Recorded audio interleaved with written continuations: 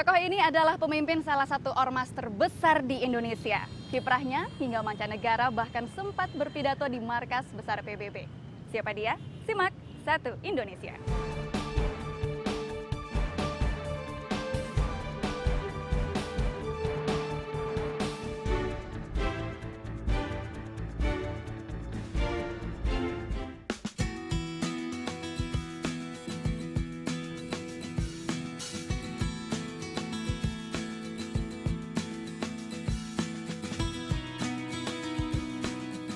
Tokoh politik satu ini cukup vokal mengkritik pemerintah. Saat ini dia aktif menentang rancangan undang-undang ormas yang dianggapnya menghambat kebebasan berserikat di negeri ini. Di sisi lain, Muhammad Sirajuddin Syamsuddin atau akrab disapa Din Syamsuddin juga aktif menyerukan perdamaian.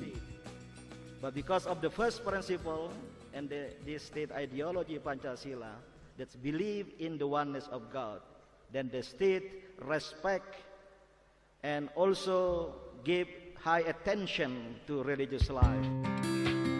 Dia berkunjung ke banyak negara dan menyerukan aksi damai di forum-forum internasional dan di hadapan ratusan tokoh dunia, termasuk di markas besar Perserikatan Bangsa-Bangsa di New York, Amerika Serikat. Profesor Syamsuddin.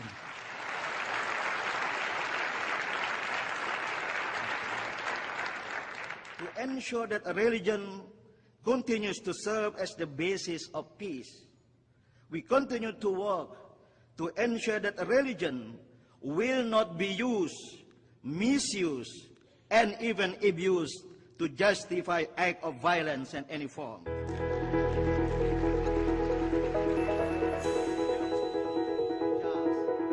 Dia berharap konflik dan polemik yang disebabkan karena perbedaan keyakinan dalam beragama tak lagi terjadi di bumi ini.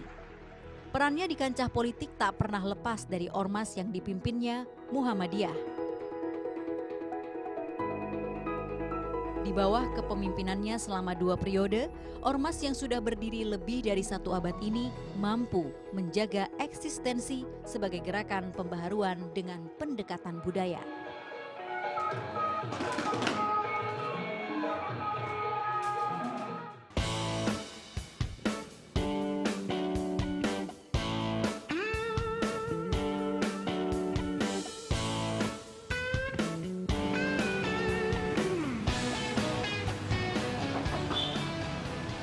Assalamualaikum. Waalaikumsalam. Selamat pagi Pak Edi. Makasih ya Pak ya. Oke, saya bangga silakan. Terima kasih Pak Edi. Waduh, Pagi-pagi terima Pak kasih Edi ini sudah segar didatangi. sekali. Sudah siap beraktivitas Alhamdulillah ya, Pak ya? selama Ramadan justru semakin segar. Oh iya, kegiatannya apa Pak kalau tahun ini Ramadan? Ya biasa, bahkan lebih meningkat ya. Oh iya, Pertama pasti undangan lebih ke sibuk ya. daerah-daerah. Yang baru pulang dari Sulawesi Tengah, Palu kemarin. Sebelumnya ke Jepang. Besok entah kemana lagi. Yang pasti agendanya Ini maaf tidak dihidangkan makanan minuman lagi puasa karena Pak. puasa. Alhamdulillah sih masih puasa. Ya. Terus selain datang ke berbagai acara gitu Pak, ada undangan-undangan apa sih Pak? Mungkin pembicara sebagai Kegiatan pembicara saya juga. pertama mayoritas Iya. menunaikan tugas sebagai Ketua Umum Pimpinan Pusat Muhammadiyah. Tentu rapat-rapat menerima tamu di kantor pusat di Jakarta maupun di Yogyakarta. Dan selebihnya berkunjung ke daerah-daerah. 3 sampai 4 hari seminggu itu saya alhamdulillah ke daerah-daerah. Tidak hanya tingkat provinsi, kabupaten, kota, tapi juga tingkat cabang, itu kecamatan bahkan desa. Jaga stamina-nya gimana Pak lagi puasa gini? Nah, kalau puasa menyehatkan. Begitu. Hadis itu Iya, ya. betul. Sumu tasihhu, berpuasalah kamu akan sehat. Karena kita hanya merubah jadwal makan saja. Dan oleh karena itu justru Nggak punya rahasia apa-apa saya nih, Pak? merasa makin segar. Iya. Saya kira saya dulu meminum suplemen, tapi sekarang tidak ya. Suplemennya apa sekarang Pak? Sekarang tidak kecuali karena ada diabetes ya. Oh, oke. Jadi saya mengambil Jadi lebih obat. menjaga. Tapi minuman selebihnya ini sangat tergantung hati ya. Oh gitu Pak. Jadi manajemen hati, manajemen kalbu, diri, itu akan ada pengaruh ke fisik. Nggak mengandalkan suplemen tapi langsung dari hati. Ya. Ngefek ya Pak ya. Tapi sesekali minum madu. Kebetulan dari kampung saya madunya bagus. Andalannya madu. Oh, madu, Sumbawa. madu Sumbawa. Madu hutan ya Pak ya. Iya, madu kalau di sana di tengah hutan, ya. Iya, Maka dia akan menyerap sari-sari dari Yang kirim bunga siapa buah. Pak? Keluarga di sana?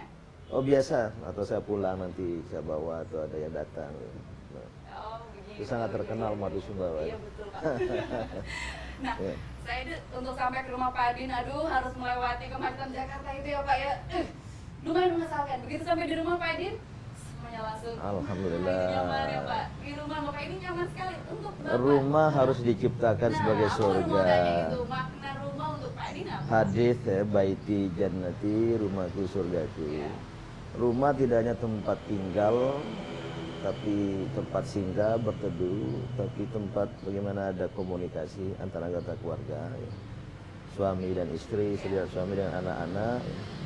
Dengan anggota keluarga semuanya. Dan oleh karena itu rumah bagi saya ini sangat-sangat berarti, maka selalu ingin cepat kembali ke rumah. Ya.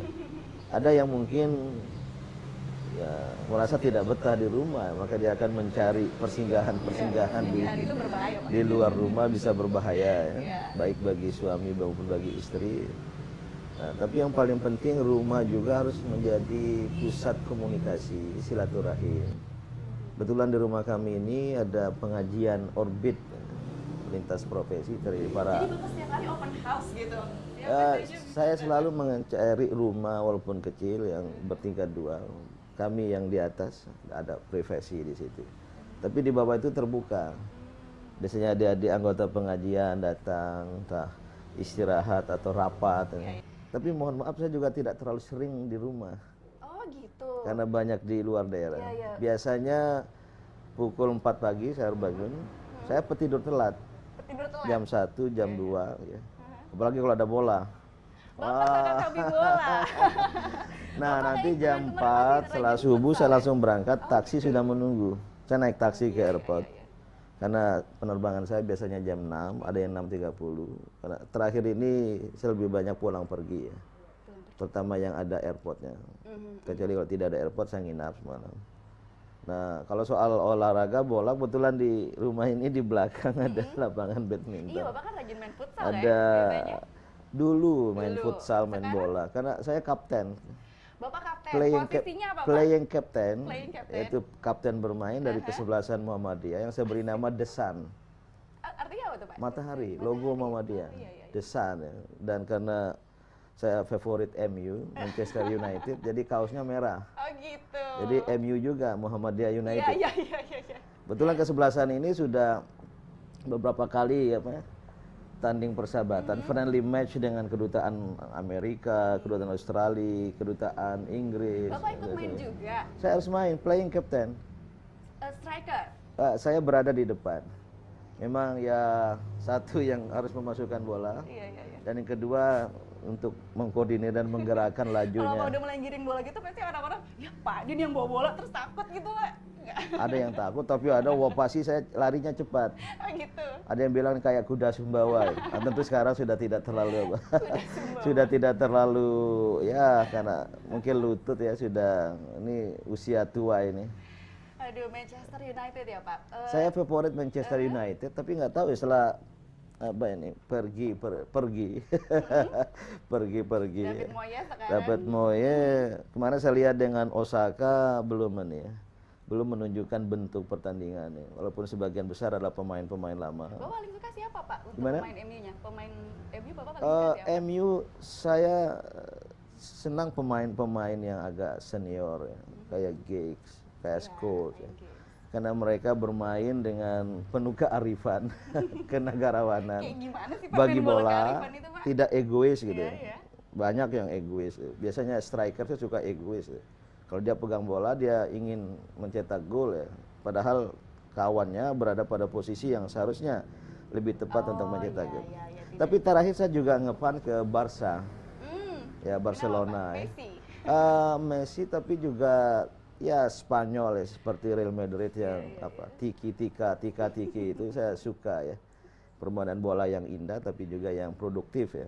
Walaupun pada Euro Cup atau apa yang terakhir itu apa namanya Liga Champion ya, baik Barca maupun Real Madrid tidak bisa maju ya, terkalahkan oleh dua Aduh, Bapak kayaknya udah pasti banget ya Pak. dua kesebelasan dari Jerman ya, Bayern Munchen dan apa Dortmund ya. Walaupun alhamdulillah Udah waktunya udah jadi seorang telat tidur, ada bola, aduh. oh enggak, kalau saya mau tanding bola saya siapkan diri. Oh gitu ya Pak. Biasanya kebetulan ada fitness di rumah ya, treadmill untuk latihan nafas, dan saya juga konsumsi biasanya madu dan telur. Dan sehingga pada waktunya wah alhamdulillah tidak keteter lah ya di lapangannya. Saya sanggup main 2 babak ya. 2 babak. Cuma kalau pertandingan persahabatan kesebelasan Muhammadiyah Desan itu biasanya saya main babak pertama. Babak kedua itu anak-anak muda ya. Desan ya Pak. Ya, Desan. Karena anggotanya juga orang-orang tua, ada menteri-menteri, anggota DPR ya. Sehingga ya for fun ya. Jadi lebih untuk kesenangan dan kegembiraan dan juga persahabatan. Ya, kesenangan, menjalin silaturahmi, sehat juga ya Ya, Pak ya. yang paling penting dengan kedutaan asing seperti Amerika, kedutaan Inggris, kedutaan Australia itu, saya ingin menciptakan image itu loh, Islam Indonesia, Islam yang bersahabat. Bahkan mau tanding bola dengan kedutaan besar negara-negara besar tadi itu gitu. Iya, betul. Jadi ya bagian dari diplomasi publik juga itu. Iya.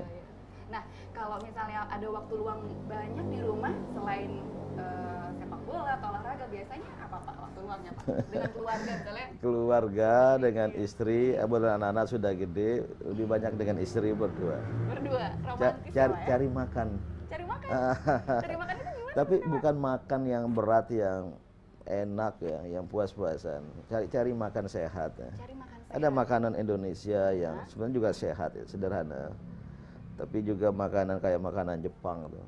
Saya suka nyabu. Nyabu. Maksudnya suka sabu-sabu ya.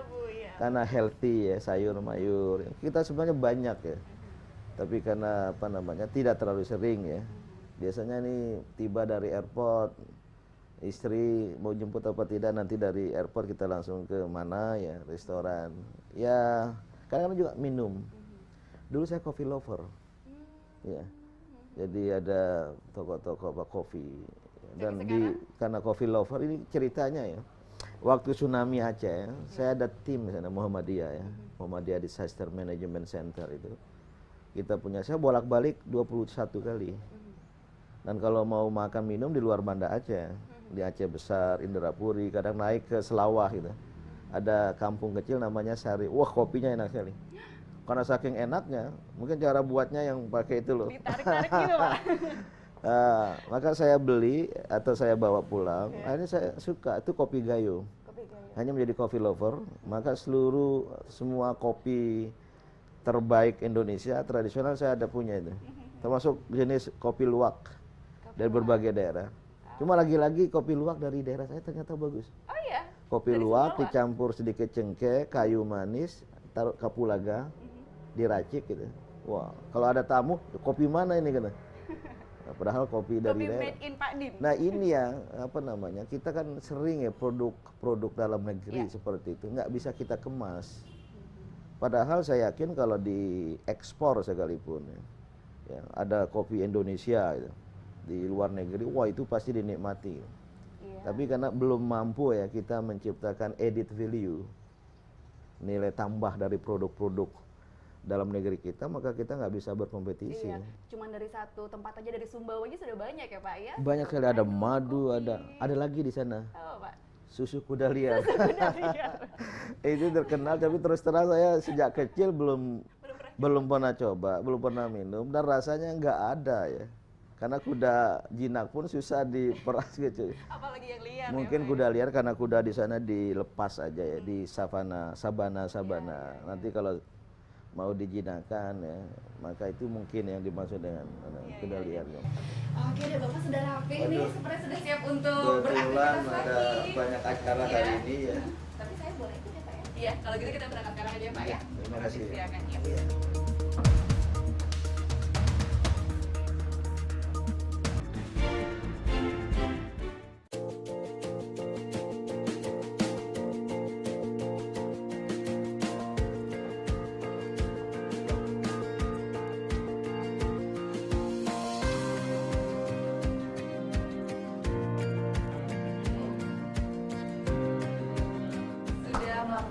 tadi ya Pak ya, membahas tentang syariah. Ini pertemuan rutin bulanan Dewan Pengawas Syariah dan Pengawas Syariah. Oh gitu. Kawan-kawan dari Halo Bapak, Osman dan Ibu. Amor. Ini Iya. para bankir syariah. Jadi gimana Pak perkembangan syariah kalau di negara kita Iya, Pak? ini sejak beberapa waktu terakhir ini kan muncul bank-bank syariah. Ini praktek perbankan berdasarkan prinsip-prinsip syariah. Kita mengacu pada fatwa dari Dewan Syariah Nasional. Jadi perkembangannya Alhamdulillah cukup baik, walaupun masih lambat. Terutama karena umat Islam belum semua memiliki wawasan syariah di dalam transaksi perbankan. Walaupun sudah ada fatwa Majelis Ulama Indonesia, fatwa Majelis Tarjih Muhammadiyah, tapi alhamdulillah ya sekarang sudah ada 20-an lebih bank syariah, baik yang full syariah maupun yang masih merupakan unit usaha syariah seperti Bank Danamon. dan masyarakat juga sudah mulai teredukasi ya Pak? Ya, saya kira ini menjadi pilihan yang saya kira terbaik bagi umat Islam. Ini Pertama berarti, karena syariah ini ada berkah. oh iya, boleh ceritain Pak? Gitu. Di situ. Berkahnya penting ya, karena harta itu adalah dari Allah SWT tentu. Kita mengharapkan berkah dari Allah. Itu berarti Islam punya peraturan juga tentang keuangan ya Pak ya? Oh iya, Islamlah agama yang menyeluruh, termasuk dalam bidang ekonomi, keuangan, politik dan lain sebagainya. Kalau di rapat tadi misalnya nih Pak Din sebagai apa tadi Pak? Ya kebetulan saya di Dewan. Bank Syariah dan Danamon ini sebagai Ketua Dewan Pengawas Syariah. Oh iya. Tapi menjalankan banyak peran gitu Pak dalam satu waktu, selain sebagai ketua Muhammadiyah juga, Bapak juga terlibat dalam organisasi internasional di CDCC ya Pak ya. Itu organisasi apa ya Pak ya? Sebuah semacam think tank, sebuah lembaga advokasi untuk kerjasama internasional ya. Tapi selain itu saya juga punya jabatan di tingkat Asia sebagai Presiden ACRP ya. Bagaimana Asian ceritanya Bapak Conference bisa of terpilih, Religion Pak? Fopis, itu tokoh-tokoh agama se-Asia. Saya terpilih pada assembly terakhir di Manila. Ini membawahi tokoh berbagai agama dari 18 negara se-Asia. Tingkat dunia saya sebagai co-presiden. Wakil presiden dari World Conference of Religions Fopis yang berpusat di New York. Ya, sebuah kepercayaan saja. Dan tentu ini merupakan amanat yang perlu diemban dengan sebaik-baiknya. Jadi ceritanya gimana tuh Pak bisa akhirnya terpilih menjadi chairman di sini? Ya terpilih mungkin yang orang memilihnya suka aja, senang aja. Kebetulan ya saya aktif juga di dalam negeri untuk di dalam Interreligious Council of Indonesia, ya, tokoh agama Indonesia. Mungkin dari situlah di tingkat Asia, di tingkat dunia kemudian mendapat amanah itu ya Pak ya. Nah biasanya yang disampaikan di sana Pak di forum internasional itu itu apa? nanti coba saya kita Saya mau diskusi diajak kemana ini, Pak? diskusi di kantor saya nih. Oke, kalau gitu kita ikut aja ya Pak ya. Oke Mas, makasih ya. Iya. Selamat. Mari Bapak. Ini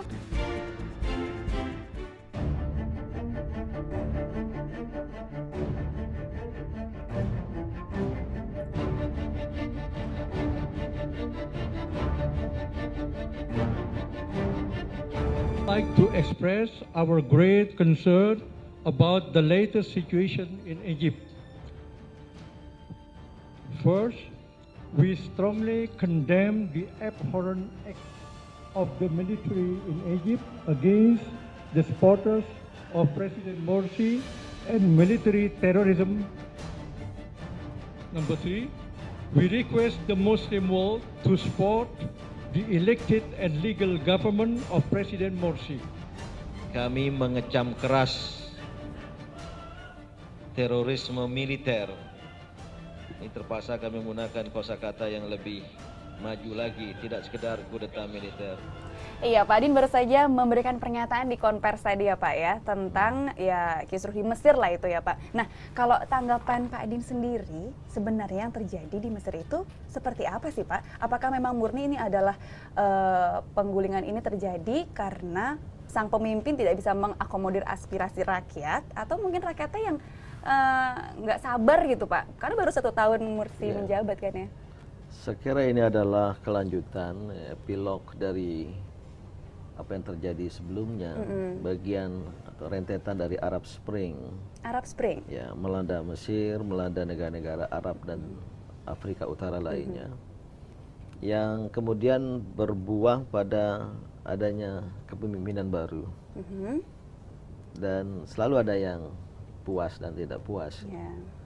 Dan rupanya ya, landasan demokrasi belum terlalu kuat ya, di Mesir itu, sehingga yang terkalahkan kemudian tidak puas dan mencari celah dan cara ya, kalau bisa menggulingkan gitu. Walaupun ya sebagai pengamatan ada juga yang melihat dari pihak Mursi sendiri, ya, pendukungnya juga terlalu cepat ya, untuk menampilkan cita-cita kelompoknya. Ya.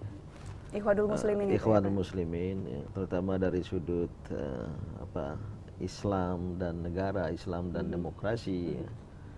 Sehingga ini dirasakan sebagai sesuatu yang buruk bagi kelompok-kelompok lain, maka mereka berjuang.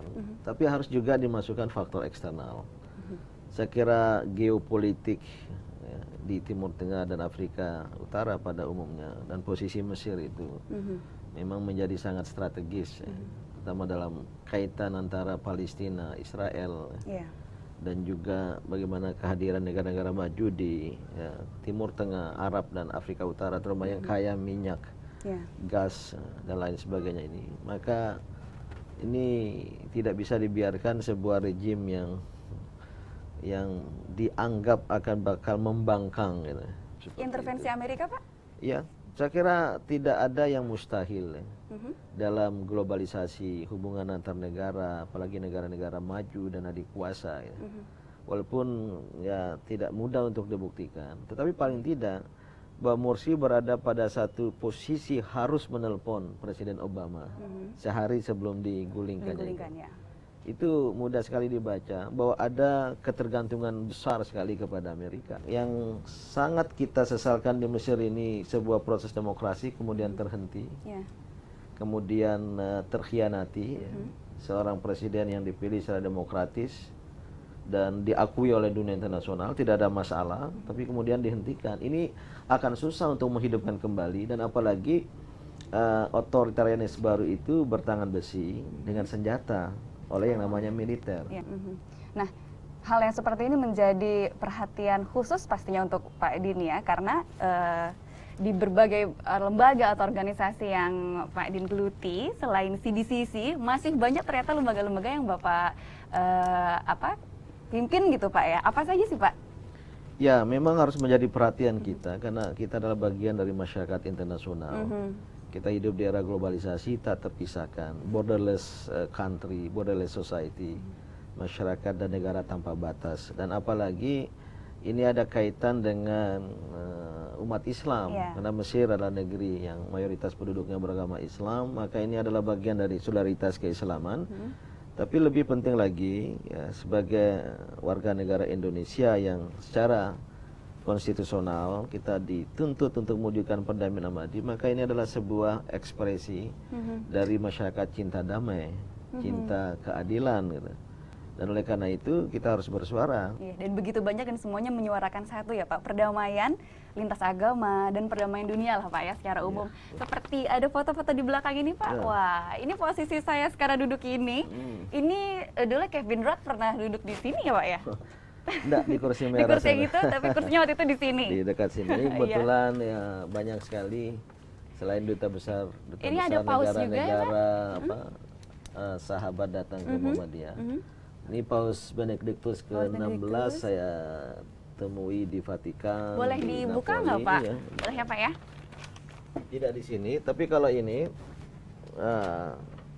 Perdana Menteri. Ini Perdana Menteri Jepang. Jepang yang lalu ya, Toshiko Noda ya. Yang sebelum jadi menteri, beliau itu datang 3 kali ke Muhammadiyah. Waktu itu masih beroposisi sebagai tokoh Partai Demokrat. 6 bulan kemudian menang partainya, jadi wakil menteri keuangan. Kemudian jadi Menteri Keuangan, tahu-tahu jadi Perdana Menteri. Oke. Maka ketika beliau datang, saya hadiahi baju tapak suci. Baju ya. tapak suci. Silat Muhammadiyah ya. Diajarin jurus apa Pak dia? Ya, waktu itu belum sempat diajar jurus-jurus, Iya. tapi tahun lalu saya ke Jepang dan saya diundang buka puasa di kediamannya. Dan saya diterima, ini foto diterima. Oh yang ini Ya. ya Pak ya. Diterima, saya bawa foto ini. Ternyata beliau sangat senang sekali. Nah, ini diterima di Tokyo ini. Toshiko Noda. Sayang kalah sekarang. Oh Tapi begitu. kemarin orang-orangnya kontak dengan saya. Oh, Ya, kalau ini. ini Gimana Pak? ini Presiden Kosovo, Oh wow. Madam Atifet Yahyaga ya. Aha. Ketika saya diterima di kantor Presiden di Pristina, Kosovo. Ini karena Indonesia belum mengakui kemerdekaan Kosovo gitu. Ya, padahal ini negara merdeka, berdaulat, membebaskan diri dari Serbia, 2,5 juta penduduknya, 96% Muslim. Dan beliau sangat berharap lewat saya agar Indonesia bisa memberikan pengakuan, dan kita sudah kirim surat. Dan tahun lalu dia mengirim utusan khusus mantan Grand Mufti Kosovo ke Indonesia sebagai tamu Muhammadiyah. Saya ajak ke almarhum Taufik Kemas, ke pimpinan DPR, kiranya mendapat dukungan. Dan baru saja 2 bulan lalu saya diundang ke Pristina lagi oleh beliau dan sempat bertemu, masih menyampaikan harapan ini. Iya. Ya ini tamu-tamu yang Betul. Muhammadiyah, itu ada Balkanende, Perdana Menteri Belanda. Oh itu Perdana Menteri Australia, Kevin Ini Rudd. dia Kevin Rudd ya Pak ya. Yang datang kebetulan Muhammadiyah punya Memorandum of Understanding Apa tuh Pak? MOU dengan pemerintah Australia. Jadi sebagai civil society organization kita punya MOU dengan pemerintah, dengan the government of the United Kingdom and the government of the Australian Federation. Katakan ini bidang yang banyak, pendidikan, demokrasi, cultural enrichment. Tentang Bapak sering di berbagai forum gitu ya, sering memberikan penjelasan bahwa tidak baik mencampurkan yang namanya ranah seperti terorisme, kekerasan begitulah Pak, dengan Islam begitu Pak. Tapi kan susah Pak, mengingat misalnya banyak tragedi di Woolwich Inggris misalnya Pak. Tragedi yang membuat trauma itu kan susah untuk tidak mencampur adukan kekerasan Islam. dalam berbagai bentuk, termasuk terorisme, pembunuhan itu sangat dikecam oleh Islam. Iya. Ayat Al-Quran mengatakan, "Man qatala nafsan bighairi nafsin aw fasadin fil ard, faka'annama qatalan nasa jami'a." Barang siapa yang bunuh orang lain tanpa alasan yang dibenarkan, dia bagian seluruh umat manusia dan kemanusiaan. Maka tidak ada akar pada Islam bagi terorisme, kekerasan. Saya penganut zero tolerance terhadap kekerasan, siapapun. Cuma kekerasan ini tidak hanya kekerasan fisik oleh grup, oleh kelompok semacam itu. Ada state violence, kekerasan negara. Ada capital violence, kekerasan pemodal. Yang sering capital violence, kekerasan pemodal ini menguasai, bekerja sama, berselingkuh dengan kekerasan negara, dibela oleh aparat negara, dihadapi oleh rakyat. Jangan hanya rakyat yang dituduh melakukan kekerasan, tapi negara dan didukung oleh pemodal. Nah, saya sangat sensitif ya. Dan bagi saya ini adalah bagian yang menjadi alamat amar ma'ruf nahi munkar, yang menjadi watak Muhammadiyah. Oleh Yang karena selalu Bapak itu perjuangkan kita ya. ingin nir kekerasan, tidak ada kekerasan, ada perdamaian.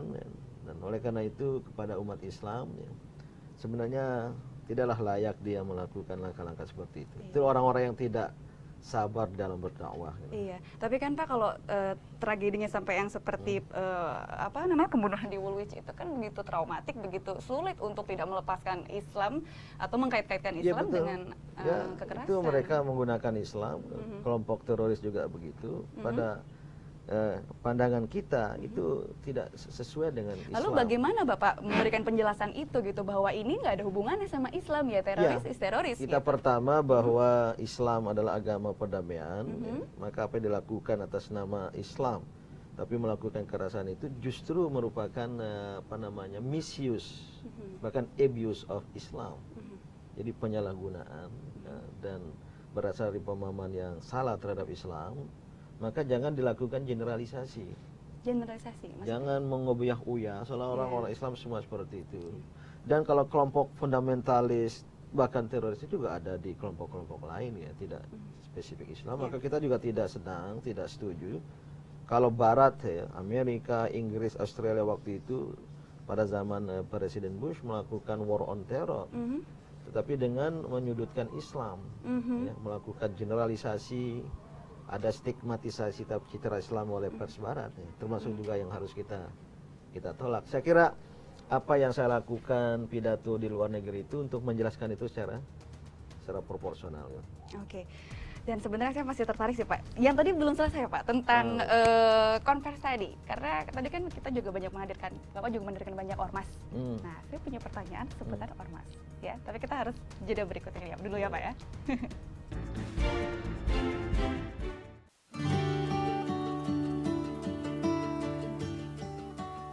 Sebenarnya nggak tahu sih detailnya seperti apa ke depannya. Cuma melihat keadaan ormas yang sekarang, setuju sih. Undang-undang ormas tuh kalau menurut saya sih perlu juga karena ya untuk mengatur lingkup-lingkup kegiatan dari ormas itu sendiri. Setuju sih supaya untuk membatasi ormas.